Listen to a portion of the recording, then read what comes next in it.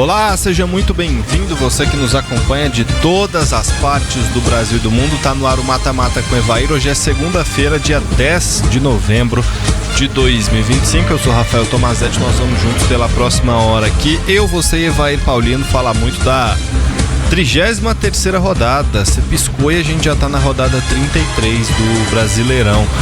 E com um empate que não é inédito, mas é muito raro nessa altura do campeonato. Palmeiras e Flamengo, ambos com 68 pontos. É o maior empate. O último foi em 2010 entre Fluminense e Cruzeiro. Os times tinham à época 57 pontos. Hoje Flamengo e Palmeiras têm 11 pontos a mais que eles. É um empate absoluto, assim. Eu tô até trazendo números depois, mas é incrível o que esses dois times têm feito e até agora não se dá para ter noção de quem vai ser o campeão, né? Não, Evair, como é que você tá? Incrível também o jogo que o Palmeiras fez ontem, né? Pra muito quem mal, quer ser né? campeão, ficou muito abaixo daquilo que necessitava e precisava o Palmeiras e deixou com que seu rival o alcançasse. É isso, vou trazer agora os resultados, só antes que eu falei da estatística aqui. É só a segunda vez na história que se chega... vou somar 32 jogos aqui, porque Flamengo e Palmeiras ambos têm 32. Que se chega a 32 jogos com dois times empatados na primeira colocação e a maior pontuação para esses times. Eu citei aqui Cruzeiro e Fluminense em 2010 chegaram à 32ª rodada, ambos empatados com 57. Então o campeonato também foi tão disputado quanto lá atrás, mas a pontuação bem mais baixa. Hoje esses times chegam com 68.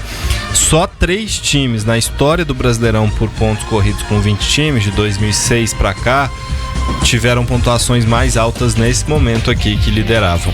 Tem o Flamengo de 2019, tem o Fluminense lá de 2012 também.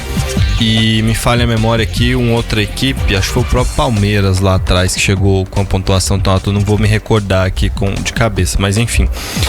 E qual o grande detalhe, vai?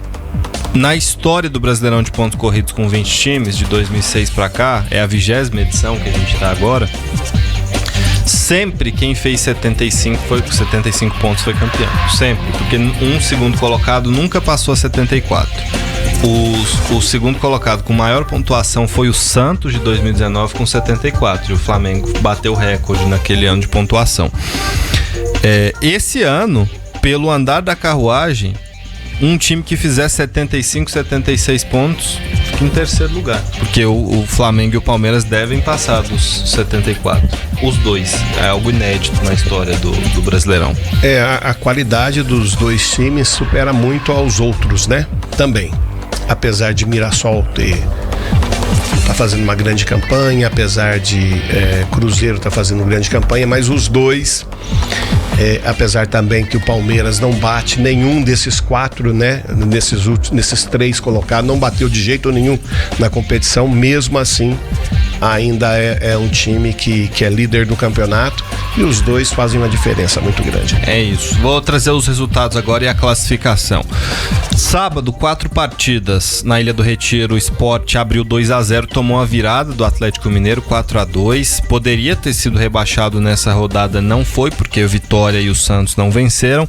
Então o Sport ainda matematicamente não foi rebaixado. Pode acontecer a qualquer momento. Na próxima rodada, por exemplo, se perder para o Flamengo, o Sport já estará matematicamente rebaixado para a Série B do Brasileirão. Vasco 1, Juventude 3, resultado surpreendente, mas o Juventude tenta entrar aí nessa briga para fugir do Z4. No Beira-Rio, o Inter abriu 2-0, tomou o empate do Bahia e quase levou a virada, 2-2. E para fechar a noite, São Paulo 0, Bragantino 1 lá na Vila Belmiro. O Bragantino agora tá bem tranquilo depois dessas últimas 2 vitórias contra Corinthians e São Paulo. Corinthians 0, Ceará 1, esse jogo já ontem foram 6 partidas na Neoquímica Arena, 1-0 pro Ceará sobre o Corinthians, 0x0 Cruzeiro e Fluminense no Mineirão, 0x0 Vitória e Botafogo no Barradão. À noite, nós tivemos no Maracanã Flamengo 3, Santos 2. O Mengão abriu 3x0, tomou um susto no final do jogo depois da saída do Neymar, 3x2. O Mirassol manteve sua invencibilidade em casa contra o melhor visitante do campeonato, 2x1 sobre o Palmeiras. Fortaleza 2, Grêmio 2 no Castelão. Esses foram os jogos. A classificação é a seguinte: liderança ali empatada em número de pontos, mas o Palmeiras à frente pelo número de vitórias. O Verdão tem 68 pontos, o Flamengo tem 68 também, Cruzeiro 64. Perdeu a chance, se o Cruzeiro tivesse vencido em casa, estaria a 2 pontos da liderança, mesmo com um jogo a mais que Palmeiras e Flamengo. Mas estaria vivo, né? Agora com 4 pontos e os dois times com um jogo a menos, isso pode virar 7. E aí é muito difícil para o Cruzeiro chegar ao título. Mirassol, quarto, 59 pontos, e fecha o G5 Bahia, quinto com 53. O Mirassol já abre 6 pontos para o Bahia e 7 para o Botafogo. Tá muito perto o Mirassol de uma classificação não só a Libertadores matematicamente precisa de um empate, 1 ponto nos últimos 15 que vai disputar, e para G5 uma vitória e tem o mesmo número de jogos, né? Não pode nem o Bahia e o Botafogo não tem o que falar, né? Tá? Se não chegou até aqui junto com o Mirassol, foi por deméritos deles mesmo. Lógico, mérito também do Mirassol, que faz uma campanha belíssima. Botafogo sexto, 52, Fluminense sétimo, 51. Aí a gente tem o São Paulo em oitavo com 45. O Galo, Atlético Mineiro, ganhou 2 seguidas e tá 3 vitórias nos últimos 4 jogos, um empate também nesse período aí, subiu bem, tá em nono agora com 43. O Galo pode acabar campeão da Sul-Americana e ainda classificado para Libertadores via Brasileiro, porque se ele for campeão da Sul-Americana, vira G8 e ele pode ser o 8º. Não, e um time que tava quase brigando ali para não cair, aí já 2 vitórias faz uma diferença. Como é importante você ter um jogador como o Hulk dentro do elenco, né? Chegou a 500 gols, fez mais um outro dia, apesar do frango do goleiro, porém já deixa o time dele quase brigando para Libertadores e disputando um título. O Atlético Mineiro pega o Fortaleza em casa no meio de semana e imagino que vai querer vencer, porque é o último esforço antes da final da Sul-Americana, e depois contra Bragantino e Palmeiras o time deve poupar-se, né? Enfim. E aí o Galo, se ganhar, como tem um jogo a menos que o São Paulo, já passa para a 8ª colocação. Já passa para o 8º lugar. Vasco, 42 em 10º. Agora com essas 3 derrotas seguidas. O Bragantino, 42, 11º. Ceará, 42, 12º. Corinthians, 42, 13º. Grêmio, 40, 14º. Inter, 37, 15º, Vitória, 35, 16º, aí tem zona de rebaixamento. Santos, 33, Juventude, 32, Fortaleza, 30, Sport, 17. Essa é a classificação do Campeonato Brasileiro da Série A. Evair, começar com a disputa aqui pela liderança do Campeonato Brasileiro. O Flamengo fez o que se esperava.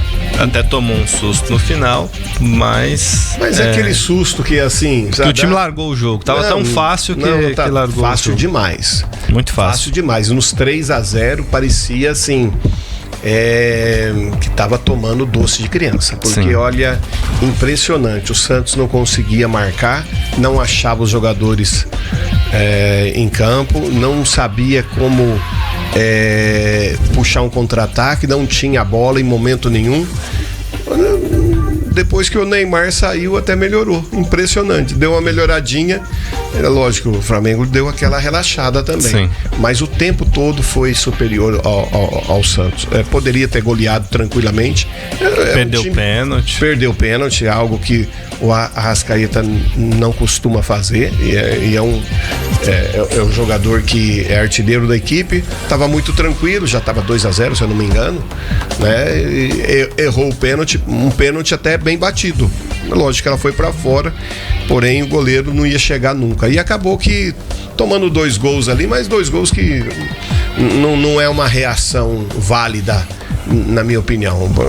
O Flamengo deixou um pouquinho a desejar, deixou o jogo correr. Aí sim o Santos foi lá e fez alguma coisa de diferente, mas longe daquilo que necessitava o Santos. O Santos necessitava muito de pelo menos um ponto lá no Maracanã. E eu confesso que eu achei que o Palmeiras ia tirar a invencibilidade do Mirassol lá no Maião. E o Mirassol venceu o jogo. Não, venceu com autoridade, né? Sim. Eu tava torcendo para acabar o primeiro tempo logo, né? Para tentar o Abel dentro de campo, ali no intervalo, poder fazer uma mudança que fizesse com que os jogadores do Palmeiras achassem também os do Mirassol, porque também não estava achando, né? O Mirassol era superior, foi superior o tempo todo e acabou tomando, o Palmeiras acabou tomando gol em 2 besteiras, né? 2 bobeiras da zaga do Palmeiras, tomar gol de lateral. No futebol brasileiro já não cabe mais isso, né? Tomar gol de lateral e assim, o goleirão poderia ter saído, alguém poderia ter dividido lá em cima de cabeça, não fez nada disso e acabou indo pro intervalo, perdendo o jogo, algo que se vai pro intervalo talvez empatando 1-1 ali, talvez pudesse ser mudando o esquema tático, que acabou mudando, né? Quando ele mudou o esquema tático, o Palmeiras melhorou um pouco, mas mesmo assim o Mirassol não perdia a dividida, algo que o Palmeiras não costuma deixar seus adversários fazer, mas foi assim uma noite assim para esquecer o futebol que jogou o Palmeiras, já que não ganhou dividida, não ganhou no pé de ferro, perdeu a parte tática, perdeu a parte técnica e acabou perdendo o jogo. O Mirassol que ontem fez 100 anos. Foi exatamente 9 de novembro de 1925 o time foi fundado e comemorou com a vitória. Daqui a pouco a gente vai falar mais desses jogos. Intervalo agora, rapidinho. Primeiro tópico, o Flamengo fez o que se esperava, venceu. O Evair já comentou um pouquinho aqui da partida, mas precisa ficar atento também, porque agora tem um jogo fácil contra o Sport fora. Agora tem um jogo fácil, mas depois tem pedreiras. Tem um clássico contra o Fluminense. Fla-Flu nunca é fácil, evidentemente o Fluminense quer tirar ponto do Flamengo, até porque tá na sua própria briga pela Libertadores. Depois tem um Bragantino, o Galo, que o Galo pode pegar o Flamengo já como campeão da Sul-Americana, mas o Atlético Mineiro sempre quer complicar o Flamengo, que depois do Cruzeiro é o time que o atleticano mais odeia, o Flamengo. Tem uma rivalidade histórica entre eles, né? Sim. Então todos esses jogos contam. Só que dá pra gente perceber, o Flamengo tem, na minha opinião, a melhor oportunidade dele de tirar a liderança do Palmeiras no final de semana, quando ele vai pegar o Sport e o Palmeiras vai visitar o Santos na Vila, todo desfalcado. E você tem que levar em consideração também que os reservas do Flamengo são melhores do que os reservas do Palmeiras, porque vai pro amistoso lá e o Palmeiras vai ficar com um time assim, desfigurado. Totalmente. E o Flamengo tem um time melhor e tem uma estrutura muito melhor em termos de banco, em termos de jogada, em termos de precisão. Vai enfrentar um adversário, como você falou, um adversário que já caiu, né? Sabe que já caiu, quer mostrar alguma coisa assim, porém o Santos necessita muito, né? O Santos necessita pontuar, e o Palmeiras vai lá na Vila Belmiro atrás desse resultado. Quer dizer, as dificuldades para o Palmeiras é maior do que a do Flamengo. O Flaco Lopes e o Vitor Roque. Esses três aí são ausências carimbadíssimas. pode ficar ainda sem. O Uruguai não divulgou sua convocação e o Uruguai pode tomar 3 jogadores do Palmeiras. Pode tomar o Piquerez, o Emiliano Martínez e também o Facundo Torres. Esses 3 jogadores podem ser chamados pela seleção uruguaia. Ainda o Bielsa não divulgou, não sei porquê, todas as seleções já divulgaram seus convocados e o Uruguai até agora. E o engraçado é que alguns jogadores começaram a se apresentar, mas a lista pública não saiu ainda não, para os amistosos que o Uruguai fará nessa data FIFA lá nos Estados Unidos. Já foram convocados o Flaco Lopes para a seleção da Argentina e para a seleção paraguaia, tanto o Ramon Sosa quanto o Gomes foram chamados. Esses são jogadores que já era esperado, né? Então, e são jogadores titulares no Palmeiras, né? Então vai ter suas dificuldades, vai ter que quebrar a cabeça aí o Abel para montar um time competitivo lá na Vila. Para você substituir o Gomes, por exemplo, você vai contar com... Você tem lá o Mikael, você tem o Bruno Fux, aí você tem que pensar o esquema que você vai jogar. O Murilo já foi mal ontem de novo, já foi substituído mais uma vez, então são assim... peças que talvez lá no Flamengo não tenha essa dificuldade. Na lateral esquerda, então, o Flamengo pode levar 2 ou 3 que tem substituto à altura. Pois na lateral esquerda, se o Piquerez for chamado, aí vai jogar o Jefté, que é a opção que o Palmeiras tem pro duelo, seria o Jefté no lugar do Piquerez. Mas eu já vou até projetar uma escalação aqui do Palmeiras, porque eu imagino que o Martínez vai ser chamado e também imagino que eu não sei, você acha que o Piquerez vai ser chamado? Porque ele às vezes normalmente vai, né? A maioria das vezes foi. Então é provável que, apesar de não atravessar uma boa fase, na minha opinião, porém é um jogador que de 10 ele vai convocado em 7. Então vamos lá, vamos que o Piquerez vá. Carlos Miguel, Kelvin, aí você mantém o Murilo e Fux. Murilo e Fux, Mikael na reserva. E na esquerda o Jefté, Alan, Andréas, Aníbal Moreno, não foi chamado, Felipe Anderson, você repete o meio campo. Aí o ataque é o problema, você não tem o Sosa, que ontem entrou, ficou na reserva, entrou, e os 2 principais jogadores do ataque, o Vitor Roque e o Flaco Lopes, ambos convocados. Aí você tem o Bruno Rodrigues, que certamente vai ser titular nesse cenário, e aí a depender se o Facundo Torres vai ser chamado ou não, né? Porque o Facundo Torres pode ser opção. Não, mas eu adiantaria o Alan aí nesse time, colocaria o Veiga lá dentro de campo também, faria um quadrado, né? E o Alan é velocista, então talvez nesse ponto aí possa ser que tenha um equilíbrio em termos de velocidade, mas de centroavante alto lá na frente o Palmeiras não vai ter. Vai ter o Bruno Rodrigues, né? Que pode jogar, mas não vai ser com essa característica que os outros 2 têm. Aí, esse time que a gente projetou aqui, ele é capaz de bater o Santos na Vila? É capaz de bater o Santos porque o Santos está muito mal. Porém, é aquela coisa, a necessidade do Santos é muito maior do que a qualidade deles, né? A qualidade do Santos já há algum tempo tem uma deficiência muito grande, porém o Santos precisa bater o Palmeiras por causa da sua pontuação e vai fazer da Vila aquele caldeirão, né? E eu tenho certeza que o Palmeiras vai ter muita dificuldade lá. Você até já comentou, mas eu preciso ressaltar, é muito raro um time de futebol tomar um gol de lateral.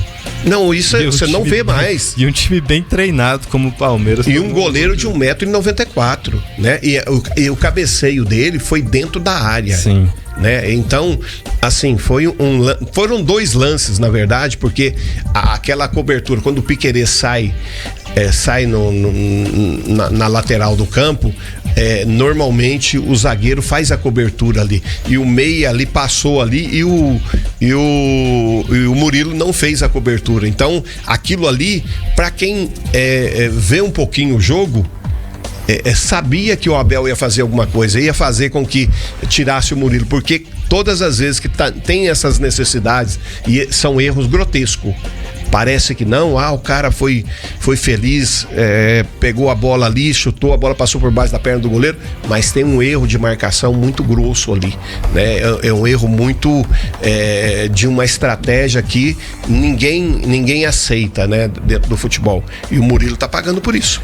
E eu imagino que quando o Palmeiras for olhar pro mercado a partir de janeiro, a zaga vai ser um ponto de maior atenção no mercado. Olha, para você ter uma ideia, olha a diferença. Tem que ressaltar sempre o trabalho do Abel, né, apesar do erro dele ontem, na minha opinião, mas é um trabalho sensacional, porque vem com esse time o tempo todo e não tem grandes substituições, né? Você não tem grandes jogadores, tirando o Veiga, que sai do banco, vai lá pra dentro, faz 2 gols no momento importante. Eventualmente o Sousa. Eventualmente, também. Mas assim, você não vê o Murilo, o Maurício sendo um jogador que sai do banco, vai lá e decide uma partida. Que é uma decepção, né? Porque foi muito... Que é uma decepção. Ganhou a vaga do Veiga e de repente... Agora, se você pegar o time do Flamengo, tem vários jogadores que saem lá do banco e decidem lá dentro de campo, né? Lógico, tem os seus titulares absolutos, tem a Arrascaeta, que é absoluto titular, mas tem o Bruno Henrique, sai lá do banco e vai lá pra dentro e decide partidas. O Palmeiras não tem essas características, não, né? Tem. Então, por isso vai sofrer mais e tá tomando gol bobo aí, como você comentou, né? E aí o que chama a atenção, dos times do G5, o Palmeiras não ganhou de ninguém. O Palmeiras perdeu as 2 pro Flamengo, perdeu fora e empatou em casa com o Cruzeiro, empatou em casa e perdeu fora pro Mirassol e perdeu as 2 pro Bahia. Então o Palmeiras tem 2 pontos de 6, 3, 6, 9, 6, 12, 15, de 18 disputados, o Palmeiras somou 2 contra os times do G5. Não, e ontem a maneira que foi assim, aquele time escalado muito parecido com o LDU, que perdeu o meio de campo, tomou o gol no início do jogo e tentou fazer pressão lá no goleiro.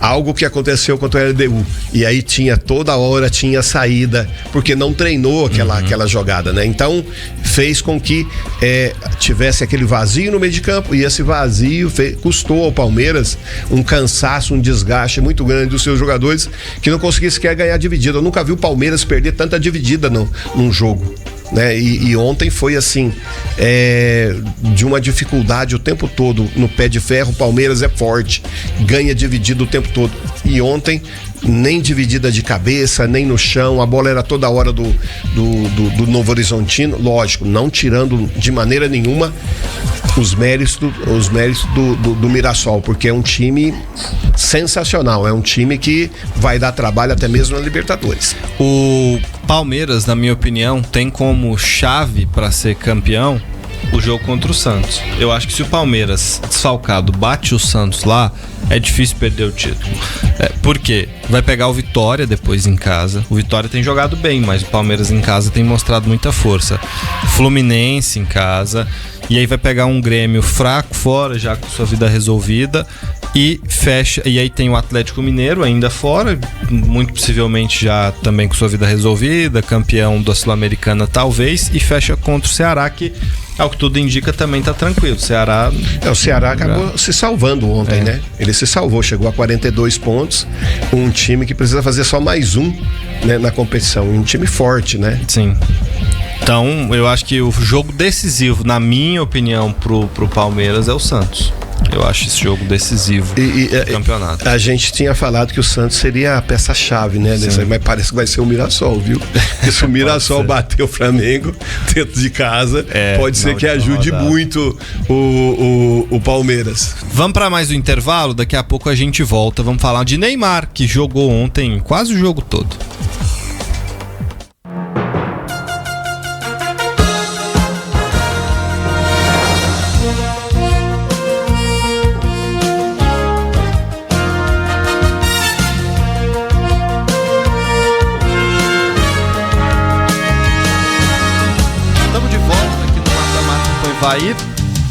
Bom, o Santos, a gente falou do calvário que eram esses jogos contra o Flamengo e Palmeiras, 3 em sequência contra os melhores times do campeonato. Perdeu pro Palmeiras no Allianz Parque, só que há uma diferença muito grande de atuação do Santos contra o Palmeiras no Allianz Parque. Foi um time que soube se defender melhor e um time que nos contragolpes até conseguiu organizar alguma coisinha. Teve uma chance só, mas foi um time que ofereceu muito mais resistência ao Palmeiras no Allianz Parque do que ao Flamengo ontem. Ontem o Flamengo, a gente falou aqui, o Evair comentou, passou o carro ali enquanto fez 3-0 e depois que o Neymar deixou o campo, o Santos conseguiu fazer 2-0, o Neymar deixou o campo e o Flamengo também, evidentemente, já estava mais relaxado em campo. Foi até motivo de puxão de orelha do Felipe Luiz depois do jogo. Fato é que existem algumas versões do Santos aí que a gente tem visto, com Neymar, sem Neymar, com escalação de um jeito, com escalação de outra. E o problema é esse, tá oscilando na hora errada. E aí a grande questão todo mundo deposita, todo santista, se você for parar pra pensar, a lógica dele é depositar as esperanças no Neymar, que voltou agora e tem todo um currículo. Você não imagina o Neymar jogando num time rebaixado. Mas tá com dificuldades. Ontem ele pegou na bola algumas vezes, a marcação do Flamengo conseguiu roubar, ele não conseguiu criar nenhuma grande jogada. É lógico que ele tem um entorno que é mais fraco, foi substituído. Quando ele foi substituído, o Santos conseguiu fazer 2 gols. É lógico que não fez só por isso, mas é um sinal. E aí a pergunta pra você o Santos é melhor com ou sem Neymar? Olha, ele tendo a atitude que teve ali de líder, né? A atitude que você me mostrou aí, eu não tinha visto. Com o Zé Ivaldo, isso não é atitude de líder, né? Isso dessa maneira não precisa. Então, na minha opinião, o Santos é mais competitivo. Demonstrou isso lá no Allianz Parque. Foi mais competitivo e até mesmo tem mais projeção, tem mais jogada para gol, tem mais objetividades. Algo que quando o Neymar tá em campo, parece que tem que passar todas as bolas pelo pé dele. E não é assim. No futebol hoje em dia, você tem que correr um pouquinho mais para ter a bola no pé. E o Santos precisa sair dessa mesmice, né? De com ou sem. Precisa decidir, porque na minha opinião, é um time que é mais valente sem o Neymar, né? Principalmente se tratando de que toda a bola tem que passar por ele. E isso atrasa o jogo, porque ele não tem mais aquela mesma velocidade e ele, apesar da parte técnica ser muito boa, ele não tem quem ele servir para velocidade, para quem meter a bola. Então a bola precisa ser metida para ele e ele não tem mais aquela mesma velocidade que tinha antes. E isso tem feito uma diferença muito grande. E assim, eu até vi muita gente defendendo, né, e tudo. Ele tá visivelmente sem ritmo. Isso é claro, ele ficou um tempo bom parado, jogou pouco esse ano, não vai chegar aí aos 30 jogos na temporada, e é difícil, só que também não dá pra todo mundo ficar falando que o cara jogou demais. Não jogou nada até agora. E sabe quem tem uma dificuldade muito grande, quem tá numa situação muito difícil? O treinador. Porque o treinador se vê na obrigação de pôr um cara com muita qualidade dentro de campo, mas um cara que não rende o que precisa e tudo tem que passar no pé dele. E tem dificuldade, tem tido dificuldade dessa maneira o Santos. E aí o problema o Santos não tem um time pra jogar com o Neymar hoje. Porque o Neymar, ele pode agregar se o Santos tiver um time. O Neymar é um cara que, assim, o Neymar não marca. Isso é fato. O Neymar não marca. Ele perde a bola, acabou, ele larga. Isso ficou nítido ontem. Não sei se quando ele recuperar o ritmo de jogo ele vai mudar essa postura, mas historicamente ele não marca. E ontem ele largava o time, deu essas broncas que você citou aí, no Zé Ivaldo, por exemplo, o tempo todo reclamando, tomou cartão, disse que não sabia quem o juiz era e não sei o que. Enfim, tá muito nervoso também. Deixou o campo nervoso. revoltado com a substituição, enfim.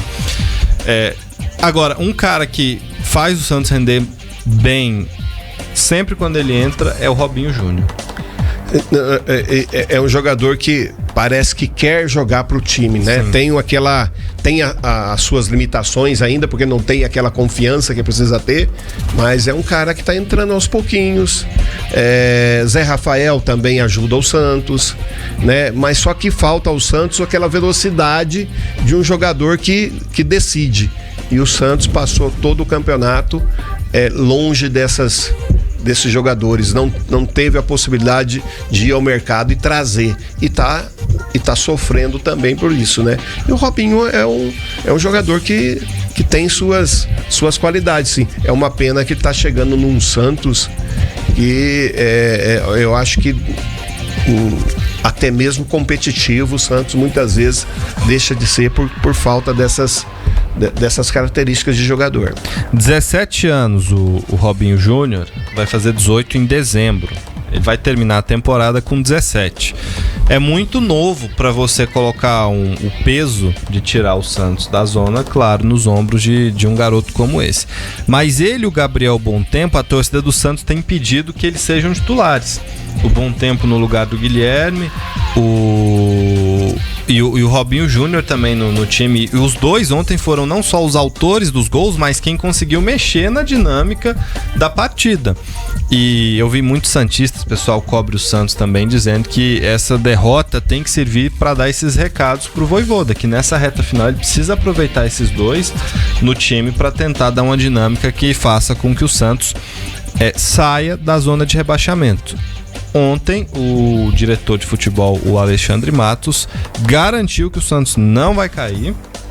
Chamou a torcida para esses jogos em casa que o time terá contra Palmeiras e Mirassol. O Santos tem 4 jogos em casa. Chega exatamente a 45 pontos se vencer todos esses 4 que tem em casa. Palmeiras, sábado agora. E aí na quarta da semana seguinte, Mirassol. E o Sport, dia 30 de novembro, e fecha contra o Cruzeiro. E aí tem outros 2 fora, Inter e Juventude, ambos no Rio Grande do Sul, curiosamente. Então, o Santos, para ele escapar, se ele vencer os 4 jogos em casa, ele escapa. Só que precisa combinar com os adversários. E os adversários deles, um briga pelo título, outro por Libertadores, e é bom pra caramba. O Mirassol é um time que dá trabalho em qualquer lugar pra qualquer um. E o Santos, Cruzeiro, né, que vai ser. Tem o Cruzeiro. Aí e assim, o Inter fora de casa. E o Juventude, que do jeito que tá, não sei se chega pode ser que chegue brigando, porque o Juventude tem 32 pontos, o Santos tem 33. E o Vitória tem 35, então quer dizer, se o Santos perde ou empata com o Palmeiras, o Juventude tá uma vitória de sair da zona de rebaixamento. Uma vitória. Porque ele tá a 3 pontos do Vitória e tem triunfo a mais, né? Tem 9 contra 8 dos adversários aí. Então, o Juventude hoje tá numa situação que é possível. Possível. Até o Fortaleza se bater todas é possível, mas só que aí tem as dificuldades, sim, né? Mas são situações criadas durante o campeonato que a gente percebia que isso ia acontecer, né? Uhum. Muita dependência, né, de um cara só, jogadores machucados o tempo todo. Então isso faz com que aquela coisa, os desempenhos e a falta de motivação, porque às vezes até mesmo falta de motivação. E tem um treinador que tem capacidade, porém ele não tem elenco para poder mudar um jogo, um momento tão difícil assim do Santos. Juventude que tem 3 jogos em casa, Cruzeiro, Bahia e o Santos, próprio Santos.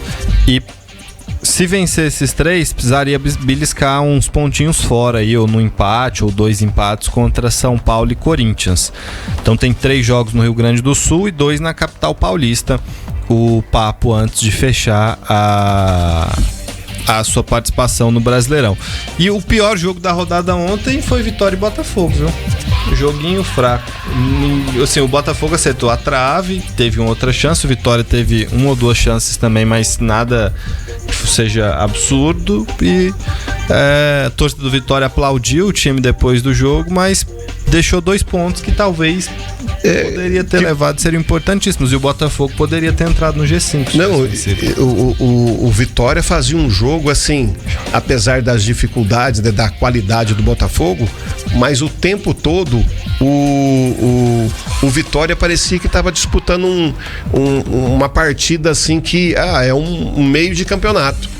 E na verdade, o Vitória batendo o jogo, ele estaria assim, dava um passo gigantesco para sair dessa zona ali. E faltou um pouquinho de pegada, na minha opinião. O Botafogo fez a parte dele, jogou lá, conseguiu segurar seu resultado, quase ganhou o jogo, mas é impressionante assim, a falta de aptidão do Vitória para buscar sair daquele desconforto que ele tá ali. E o Vitória tem perdido os pontos importantes justamente em casa, porque um jogo como contra o Corinthians com a menos, o Vitória tinha que ter vencido. Assim como ontem era um jogo mais difícil, o Botafogo é um time que tá brigando por Libertadores, por vaga direta, mas tinha que ter vencido. E agora a sequência é Bragantino, Palmeiras, são jogos difíceis. Depois você tem o Palmeiras, acho que pode até esquecer. Mas o Bragantino melhorou com o Wagner Mancini. Você não vai chegar lá e vai ganhar 3 pontos fáceis. Tá tranquilo o Mancini, tá tranquilo. Sim. O Bragantino 42 pontos, só mais um, já tá livre, vai jogar ali pra brigar vai pensar ali na Sul-Americana. Talvez até embeliscar um G8 se virar G8. Talvez até, porque tem a Copa do Brasil aí ainda. Então o Bragantino pode até sonhar, porque o São Paulo tá com 45 em oitavo. Se o campeão da Copa do Brasil for o Cruzeiro ou o Fluminense, vira G8. E aí o Bragantino tá na briga, porque tá 3 pontos só atrás do São Paulo. Intervalo, daqui a pouco a gente volta.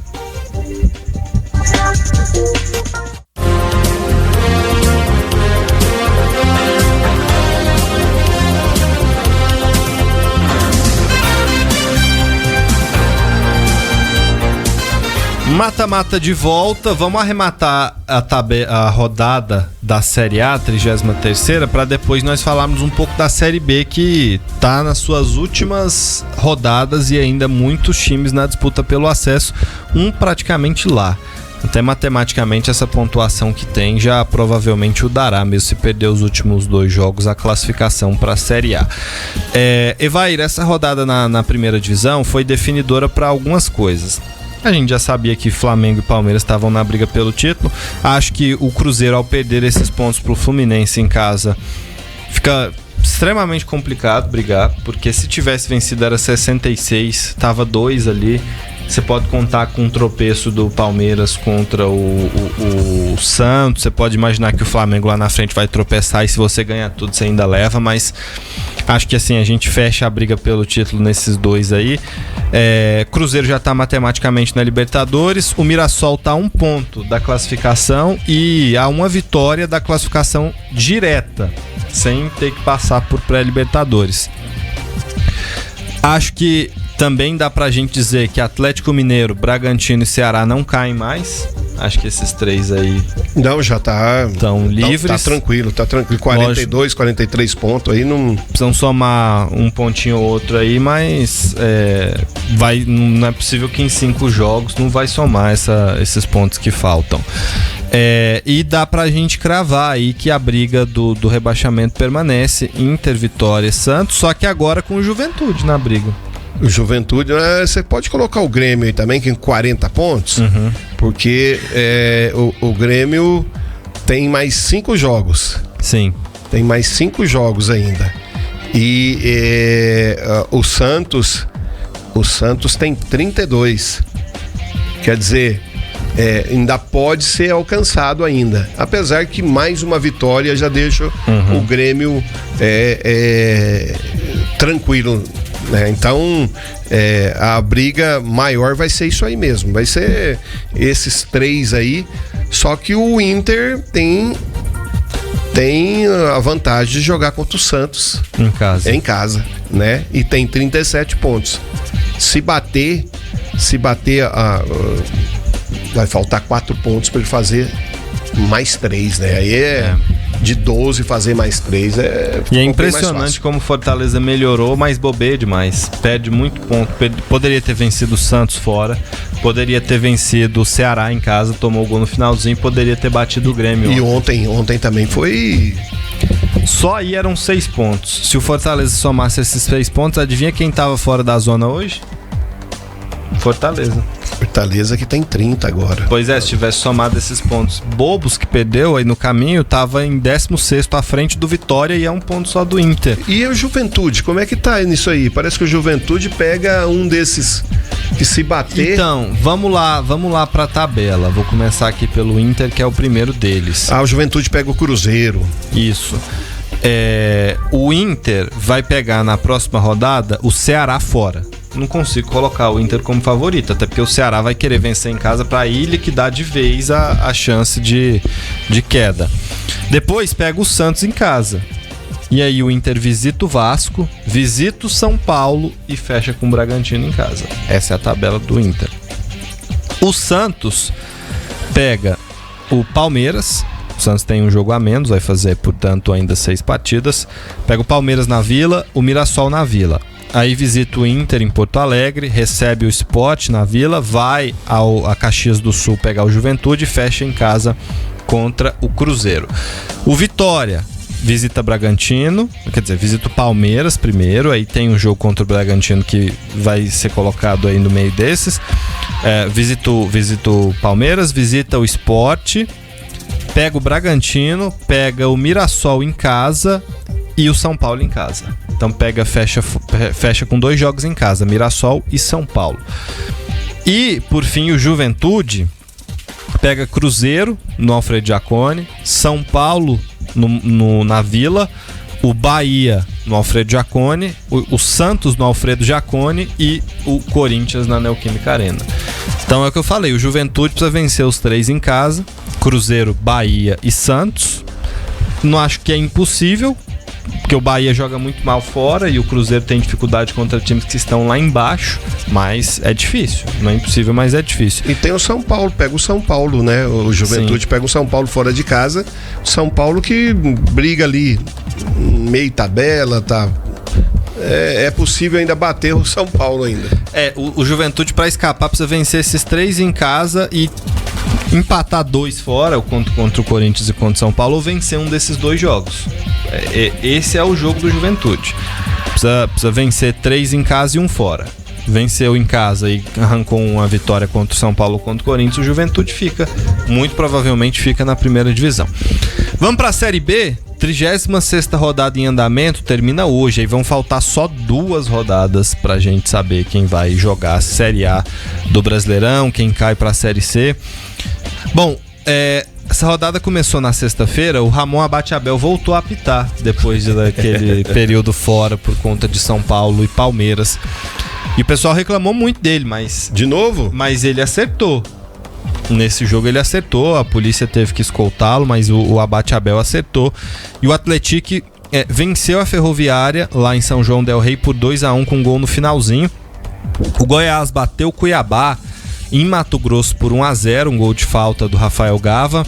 Novo Horizontino e Remo 1-1 lá em São Paulo. Em Curitiba, o Atlético Paranaense fez 2-0 sobre o Volta Redonda. No Oba, em Goiânia, o Vila Nova abriu 2-0 contra o Avaí. Pela segunda rodada seguida, tomou empate. Fez um golaço o Vila Nova, mas mesmo assim não segurou o resultado. O Criciúma, no fim, marcou, venceu o Atlético Goianiense. Vitória importantíssima pro Tigre no Heriberto Wilson. 1-0. CRB 2-2 com o Operário. O Operário ainda não está 100% livre da zona de rebaixamento, mas muito perto disso. E à noite, no finzinho da noite, o Paysandu perdeu pro Coritiba. O Coritiba venceu na Curuzu e com essa pontuação aí já dá para dizer que foi. Não foi ainda matematicamente, mas podemos dizer que foi. 64 pontos, né? Lidera com 64. E aí tem Atlético Paranaense e Remo com 59 e a Chapecoense que joga hoje. A Chapecoense recebe hoje na Arena Condá o América Mineiro. Se a Chapecoense vencer, vai a 61, volta para a segunda colocação e também fica muito perto de subir. E hoje ainda tem Botafogo de Ribeirão Preto e Amazonas. Aí, voltando, o Chapecoense está em quarto, pode subir para segundo. O Criciúma é o primeiro fora da zona de classificação com 58, e o Goiás também tem 58, só que tem um saldo de gols menor do que o time catarinense.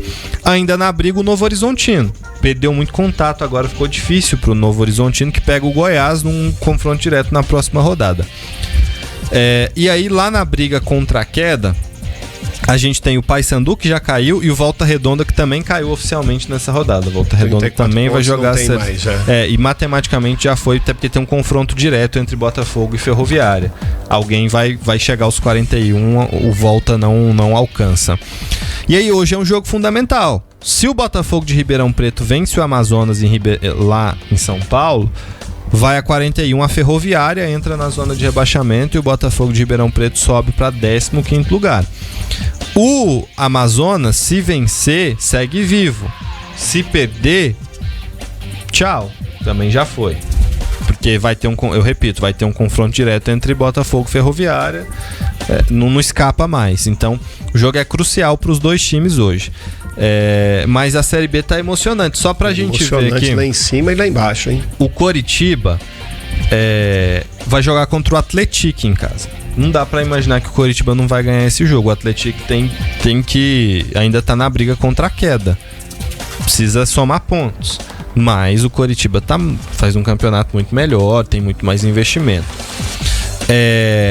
O Remo vai pegar o Avaí, que não tem mais nada pra fazer no campeonato. O Avaí tá só esperando acabar a temporada. O jogo é em Santa Catarina. E o Curitiba tem 36 jogos e o Remo tem 36 também. Então é Sim. muito difícil, né, pra alcançar aí. Sim. Não tem como... exato.